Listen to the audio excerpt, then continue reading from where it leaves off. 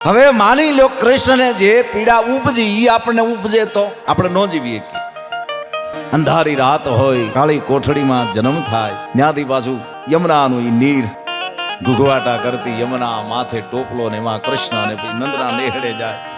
શાંતિ વળી જ નથી આ યુગ પુરુષને.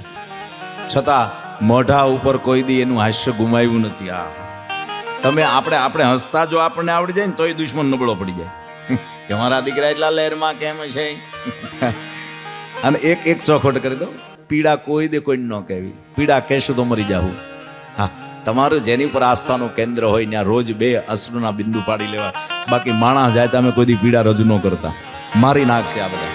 ભગવાનના ગર્ભગૃહમાં જઈ અને હું તો આ માતાઓને વિનંતી કરું, કોણ દેરાણી નહીં તમારી પીડા ન કહેવી, જેઠાણીને ન કહેવી, સાસુને ન કહેવી. તમે જેની સામે તમારો મલાજો પાથરીને જેનું ચિંતન કરતા હો, જેનું મનન કરતા હો, જેનું આસ્થાનું તમારું કેન્દ્ર હોય, એની સામે 2 આંખના ટીપા પાડશો ને એટલે એ ગળતી માતે અભિષેક જેવું વાતાવરણ થાય. સાહેબ હું કામ ન સાંભળે, તૈયારી આપણી હોવી જોઈએ બસ.